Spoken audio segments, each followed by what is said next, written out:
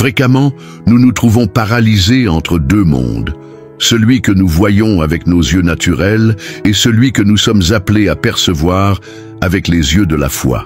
Comme l'a si profondément observé Watchman Nee, dans son œuvre La vie chrétienne normale, Dieu ne nous demande pas de faire l'impossible, il nous demande de croire qu'il fera l'impossible à travers nous. Cette vérité fondamentale révolutionne notre compréhension de l'obéissance chrétienne. L'obéissance authentique ne découle jamais de nos propres efforts, mais toujours d'une confiance profonde dans le caractère de Dieu. Lorsque nous considérons l'exemple d'Abraham, nous voyons un homme qui a été appelé à laisser tout ce qu'il connaissait pour suivre une promesse qui semblait impossible à réaliser. « Sors de ta terre, de ta parenté et de la maison de ton père, vers le pays que je te montrerai, » lui a dit le Seigneur dans Genèse 12:1. Et que fit Abraham? Il partit comme le lui avait ordonné le Seigneur. Genèse 12:4. Il n'y avait pas de garantie visible, pas de contrat signé, seulement la parole de Dieu et la décision de faire confiance. C'est l'essence de la vie chrétienne que Watchman Nee a tant souligné dans ses écrits, une dépendance radicale à Dieu qui nous libère de l'esclavage de l'ego et de l'autosuffisance.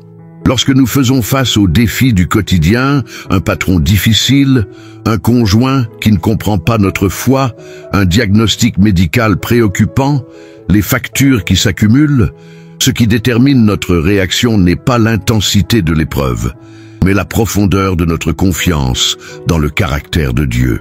Comment pouvons-nous obéir lorsque le chemin semble obscur? Comment pouvons-nous avancer quand chaque fibre de notre être naturel hurle de reculer? Watchman Nee écrit dans L'homme spirituel: la victoire spirituelle ne vient pas à ceux qui essaient avec force, mais à ceux qui se reposent entièrement sur le Seigneur. Cette vérité paradoxale nous invite à une nouvelle dimension de l'obéissance, celle qui ne naît pas du devoir ou de la peur, mais celle qui s'épanouit naturellement de la confiance.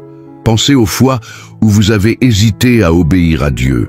Peut-être cela s'est-il produit lorsque lui vous a appelé à pardonner à quelqu'un qui vous a profondément blessé. Ou quand vous avez senti que vous deviez abandonner une opportunité financière alléchante, mais éthiquement douteuse. Ou encore lorsque vous avez eu l'élan de partager votre foi avec un collègue, mais la peur du rejet vous a paralysé. Ce qui était réellement en jeu à ces moments-là, ce n'était pas votre capacité à obéir, mais votre disposition à faire confiance. Dans Hébreux 11:8, nous lisons « C'est par la foi qu'Abraham, obéissant à l'appel, se mit en route vers un pays qu'il devait recevoir en héritage, sans savoir où il allait. » Remarquez la séquence. D'abord la foi, confiance, ensuite l'obéissance. La confiance précède toujours la véritable obéissance. Lorsque nous essayons d'inverser cet ordre, nous tombons inévitablement dans le légalisme, essayant de remplir extérieurement ce qui ne naît pas intérieurement de la communion avec Dieu. Watchman Nee a profondément compris cette vérité. Dans ses prêches, il soulignait souvent que la vie chrétienne ne consiste pas à imiter le Christ, mais à permettre au Christ de vivre à travers nous. Ce n'est pas une imitation mais une habitation, disait-il. L'obéissance chrétienne authentique n'est pas un exercice de volonté, mais le fruit naturel de la vie du Christ qui coule à travers nous.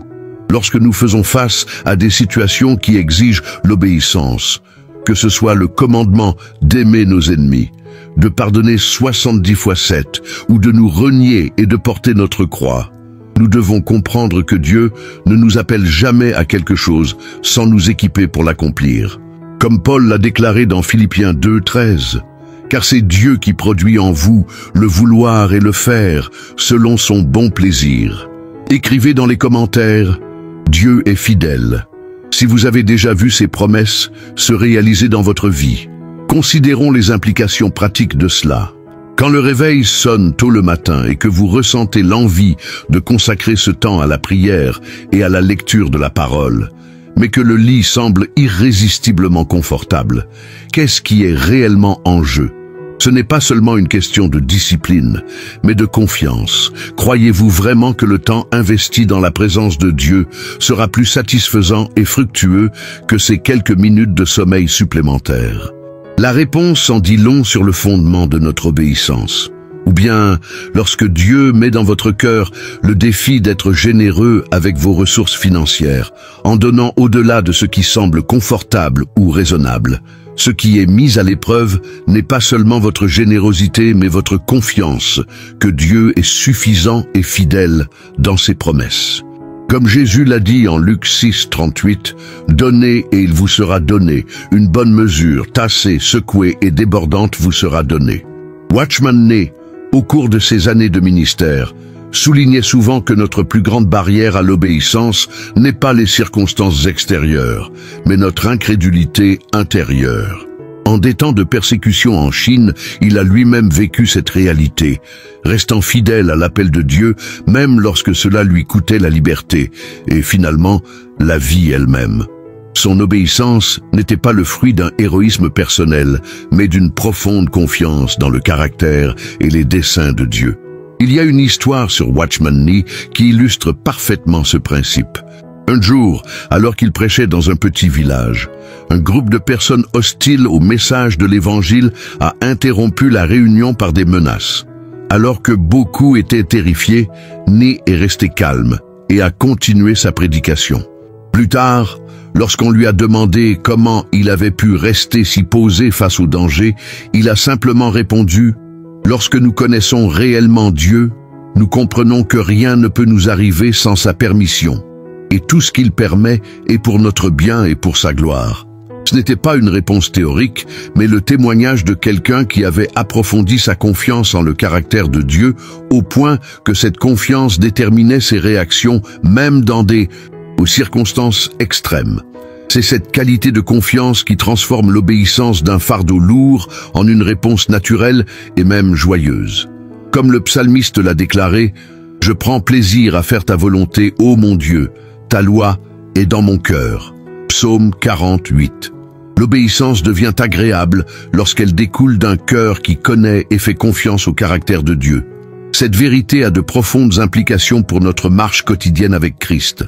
Cela signifie que, lorsque nous luttons avec l'obéissance dans un domaine de notre vie, la solution n'est pas simplement d'intensifier nos efforts, mais d'approfondir notre confiance. Connaître plus intimement le caractère de Dieu à travers la méditation sur sa parole, la prière sincère et la communion avec d'autres croyants est le chemin vers une obéissance plus cohérente et joyeuse. Watchman Nee comprenait que la vie chrétienne est un paradoxe. Plus nous nous efforçons par notre propre force, moins nous progressons. Plus nous reposons sur la suffisance de Christ, plus nous obéissons naturellement. Dans La vie chrétienne normale, il écrit « Dieu ne nous demande jamais de faire quelque chose que nous ne pouvons pas faire. Il nous demande de vivre une vie que nous ne pouvons pas vivre, et ensuite nous offre sa vie pour vivre à travers nous. » Pensez au domaine de votre vie où l'obéissance semble la plus difficile. Peut-être s'agit-il du contrôle de vos pensées, de la façon dont vous parlez à votre conjoint lorsque vous êtes stressé ou de votre lutte contre une dépendance persistante. Et si la question principale n'était pas votre volonté, mais votre confiance? Et si la clé de la transformation n'était pas de vouloir davantage, mais de faire confiance plus profondément? L'apôtre Paul a compris ce principe lorsqu'il a écrit « J'ai été crucifié avec Christ, et je vis, non plus moi, mais Christ vit en moi.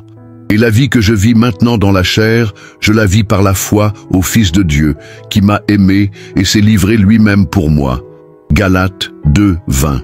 Remarquez le langage « je la vis par la foi », par confiance dans le Fils de Dieu. La vie chrétienne est fondamentalement une vie de confiance qui produit l'obéissance, et non une vie d'obéissance qui tente de gagner la confiance. Lorsque nous sommes confrontés aux appels de Dieu qui semblent impossibles, aimer l'ennemi, pardonner l'impardonnable, être patient dans la souffrance, nous devons nous rappeler qu'il ne nous demande jamais d'agir dans le vide de nos propres forces. Comme le soulignait souvent Watchman Nee, Dieu donne toujours ce qu'il exige. S'il demande de l'amour, il est la source de cet amour. S'il demande pardon, il est la source de ce pardon. S'il demande patience, il est la source de cette patience. Dans 2 Pierre 1:3, nous lisons « Son divin pouvoir nous a donné toutes les choses nécessaires à la vie et à la piété, par le plein connaissance de celui qui nous a appelés à sa propre gloire et à sa vertu. » Remarquez l'ordre. D'abord, il nous donne tout ce dont nous avons besoin, puis nous sommes appelés à vivre dans l'obéissance. La provision précède toujours l'appel. Cette vérité nous libère du cycle de tentatives et d'échecs que de nombreux chrétiens expérimentent. Nous tentons d'obéir par pure force de volonté. Nous échouons, nous nous sentons coupables, nous promettons de nous efforcer davantage la prochaine fois, et le cycle continue. Watchman Nee a clairement vu que ce cycle ne nous mène jamais à la victoire spirituelle, car il fonctionne sur un principe erroné. Au lieu de cela, il mettait en avant le chemin de la croix, le chemin de la reconnaissance de notre complète incapacité et de la possibilité de laisser la vie de Christ couler à travers nous. Il a écrit « Dieu ne cherche pas des hommes capables de faire quelque chose pour lui. Il cherche des hommes qui reconnaissent qu'ils ne peuvent rien faire sans lui. » Cette humilité est le terreau fertile où la véritable obéissance croît. Lorsque nous reconnaissons notre absolue dépendance de Dieu, nous cessons d'essayer de l'impressionner par nos efforts et commençons à faire confiance à sa grâce agissante. Abraham, encore une fois, sert d'exemple. Lorsque Dieu lui demanda d'offrir Isaac, son fils de la promesse, en sacrifice, il a affronté l'épreuve de confiance la plus inimaginable. Comment Dieu pourrait-il réaliser sa promesse de faire de lui une grande nation à travers Isaac si l'enfant devait mourir? La logique humaine était insuffisante pour résoudre ce dilemme. Cependant, Hébreux 11, 17, 19 nous donne un aperçu de la profonde confiance qui a motivé l'obéissance d'Abraham. Par la foi, Abraham, lorsque Dieu l'éprouva, offrit Isaac en sacrifice. Abraham considéra que Dieu pouvait ressusciter les morts, et figurativement, il reçut Isaac de parmi les morts. L'obéissance d'Abraham ne provenait pas d'une soumission aveugle ou d'un fatalisme résigné, mais d'une confiance inébranlable dans le caractère et le pouvoir de Dieu. Il était prêt à obéir à l'ordre apparemment contradictoire, parce qu'il connaissait le commandant et faisait confiance à sa bonté, sa sagesse et son pouvoir. Watchman Nee a capturé cette vérité lorsqu'il a écrit « La foi n'est pas croire malgré l'évidence, mais obéir malgré les conséquences ». La véritable foi ne ignore pas la réalité. Elle perçoit une réalité plus grande, celle de qui Dieu est et de ce qu'il a promis. Dans notre marche quotidienne, nous faisons face à d'innombrables situations qui exigent ce type de confiance. Quand Dieu nous appelle à rester dans un mariage difficile, à continuer à servir dans une église imparfaite, à persévérer dans un travail difficile ou à aimer des personnes qui semblent impossibles à aimer, il ne teste pas seulement notre obéissance, il nous invite à une confiance plus profonde en son caractère et en ses desseins. Comme Watchman Nee le rappelait souvent à ses auditeurs, Dieu est plus intéressé par qui nous sommes que par ce que nous faisons. Il cherche à former en nous le caractère du Christ, et les circonstances qui exigent de l'obéissance sont le creuset où ce caractère est forgé. La question fondamentale n'est jamais « puis-je obéir à cet appel ?», mais « puis-je faire confiance à celui qui m'appelle ?» Dans Romains 4, 20, 21, Paul décrit la foi d'Abraham de cette manière. « Il ne douta point, par incrédulité, de la promesse de Dieu, mais fut fortement renforcé dans la foi, rendant gloire à Dieu, étant pleinement convaincu que ce qu'il avait promis, il était aussi puissant pour l'accomplir. » C'est cette qualité de confiance qui produit une obéissance constante et joyeuse, être pleinement convaincu du caractère et de la puissance de Dieu. Quand nous sommes confrontés à des situations qui exigent de l'obéissance, qu'elles soient grandes ou petites, nous devons nous poser la question: suis-je pleinement convaincu du caractère de Dieu? Fais-je véritablement confiance au fait que ses voies sont parfaites, que ses desseins sont bons et que sa puissance est suffisante? La réponse à ces questions déterminera en grande partie la qualité de notre obéissance. Watchman Nee à travers de son propre exemple de fidélité au milieu de la persécution et de la souffrance, nous a montré ce que signifie avoir une confiance profonde en Dieu. Il ne théorisait pas sur la confiance, il la vivait. Même lorsqu'il a été emprisonné pour sa foi et a passé les 20 dernières années de sa vie dans une prison communiste, sa confiance dans le caractère et les desseins de Dieu est restée inébranlable. Son obéissance à l'appel de Dieu, même lorsqu'elle lui a coûté tout sur le plan humain, témoigne de la réalité de la vérité qu'il prêchait, que la véritable obéissance naît d'une confiance profonde. Dans les mots de Watchman Nee, notre force naturelle doit être brisée avant que la force de Dieu puisse se manifester en nous. Cette rupture n'est pas une fin en soi, mais le moyen par lequel nous sommes libérés de la confiance en nous-mêmes pour nous fier entièrement à Dieu. C'est dans cet endroit de dépendance radicale que nous découvrons la joie de l'obéissance qui découle naturellement de la confiance. Dans Proverbes 3, 5, 6, Salomon nous conseille « Fais confiance au Seigneur de tout ton cœur et ne t'appuie pas sur ton propre entendement. Reconnais-le dans tous tes chemins et il aplanira tes sentiers. » Observez la connexion entre la confiance en Dieu et non en notre propre entendement et le fait de suivre ses voies. La confiance mène naturellement à l'obéissance, tout comme la méfiance mène naturellement à la désobéissance. Pensez à l'exemple d'Adam et Ève dans le jardin d'Éden. Qu'est-ce qui a conduit à leur désobéissance? À la racine, c'était la méfiance envers le caractère de Dieu. Lorsque le serpent a insinué « Est-ce vraiment ce que Dieu a dit ?» et « Dieu sait que le jour où vous mangerez de ce fruit, vos yeux s'ouvriront et vous serez comme des dieux », il attaquait directement leur confiance en la bonté et la véracité de Dieu. Une fois que cette confiance a été ébranlée, la désobéissance s'est suivie naturellement. Le même principe s'applique dans notre vie quotidienne. Lorsque nous luttons avec l'obéissance, que ce soit en résistant à la tentation, en suivant l'enseignement clair des Écritures ou en répondant à l'impulsion spécifique de l'esprit, le problème sous-jacent est souvent la méfiance.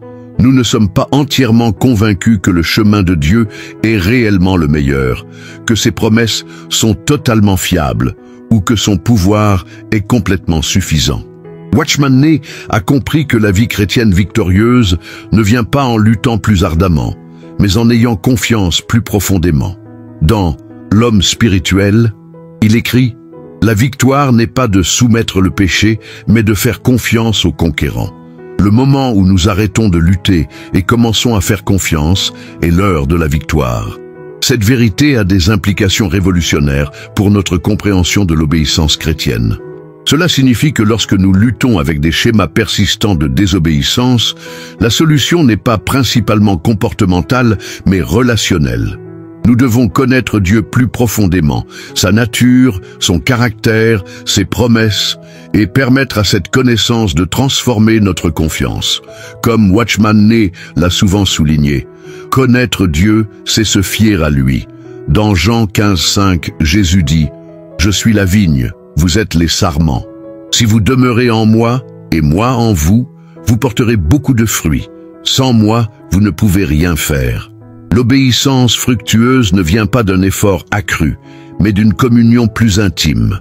Lorsque nous demeurons en Christ, dans sa parole, dans la prière, en communion consciente avec son esprit, l'obéissance découle naturellement de ce lien vital.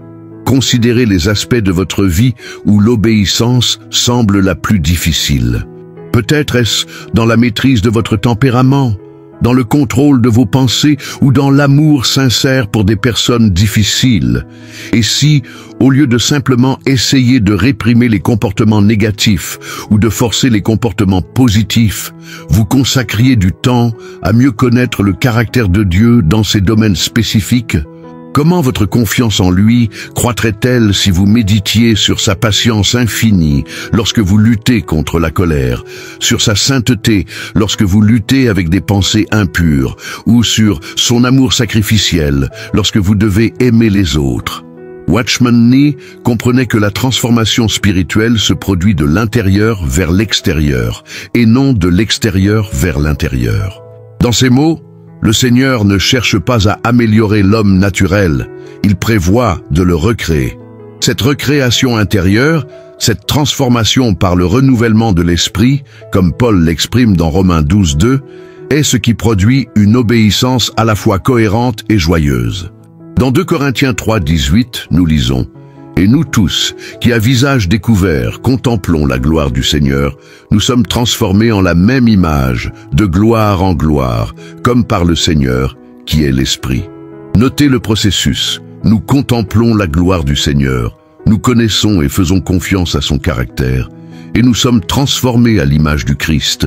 Nous obéissons naturellement comme lui a obéi. La transformation vient de la contemplation, pas de l'effort. Watchman Nee a saisi cette vérité lorsqu'il a écrit « La véritable sanctification n'est pas de lutter contre la chair, mais de marcher dans l'esprit. » Marcher dans l'esprit est fondamentalement une question de confiance. Faire confiance à ce que l'Esprit de Dieu en nous est plus puissant que la chair, que sa direction est plus sage que nos impulsions naturelles, et que sa volonté pour nous est meilleure que nos propres désirs.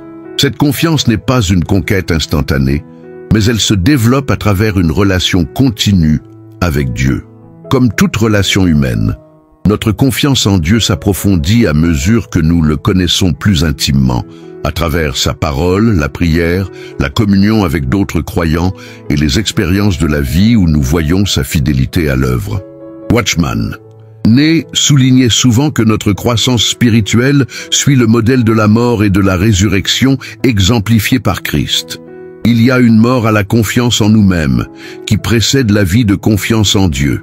Comme Jésus l'a enseigné, « Si quelqu'un veut venir après moi, qu'il se renie lui-même, qu'il prenne sa croix et me suive. Car celui qui voudra sauver sa vie la perdra, mais celui qui perdra sa vie à cause de moi la retrouvera. » Matthieu 16, 24, 25. Cette mort à soi n'est pas un exercice d'autopunition, mais l'abandon de la fausse sécurité de l'autosuffisance pour embrasser la véritable sécurité trouvée dans la dépendance envers Dieu. C'est la reconnaissance honnête que, comme Jésus l'a dit, « Sans moi, vous ne pouvez rien faire » Jean 15, 5. Cette humilité est le sol fertile où la confiance grandit et, avec elle, la capacité d'obéir de tout cœur. Dans notre société qui valorise tant l'indépendance et la confiance en soi, ce message peut sembler contre-intuitif ou même offensant. Cependant, comme Watchman Nee le rappelait souvent à ses auditeurs, le chemin de Dieu contredit souvent la sagesse humaine. Ce qui est folie pour le monde est sagesse pour Dieu. 1 Corinthiens 1, 25. La véritable force ne vient pas de la confiance en soi, mais de la confiance en Dieu. La véritable liberté ne vient pas de l'indépendance, mais de la dépendance à Christ.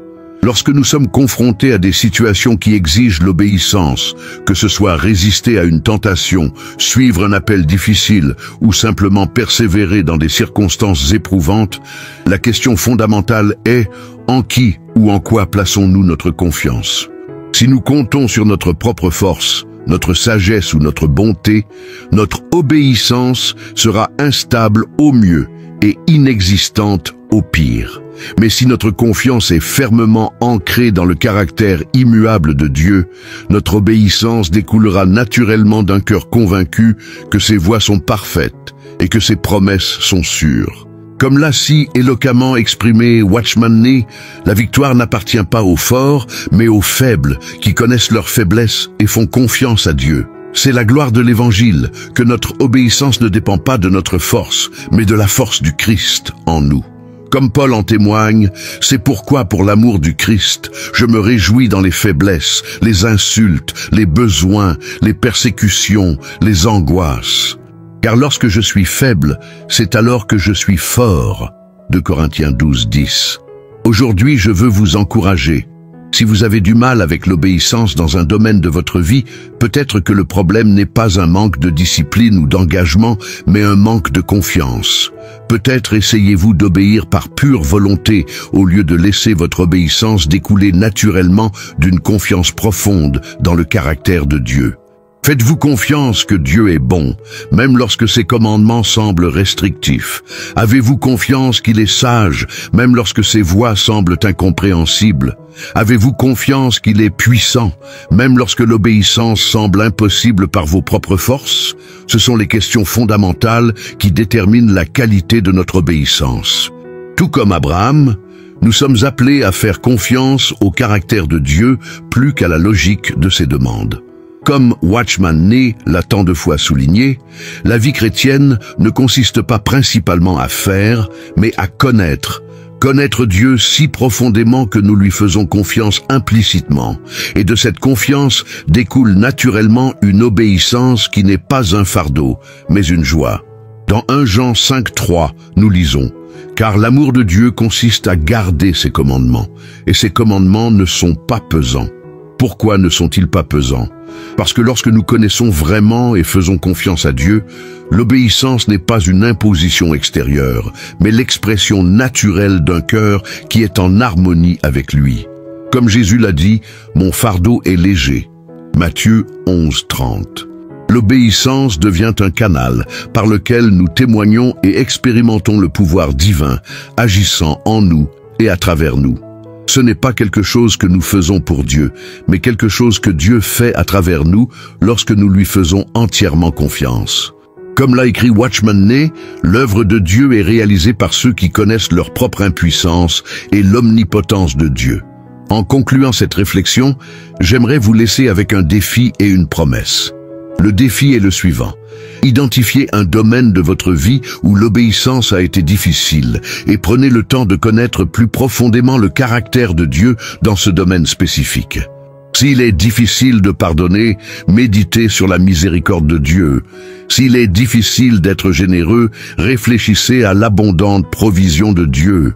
S'il est difficile d'avoir confiance en l'avenir, contemplez la fidélité de Dieu à travers l'histoire. La promesse est celle-ci.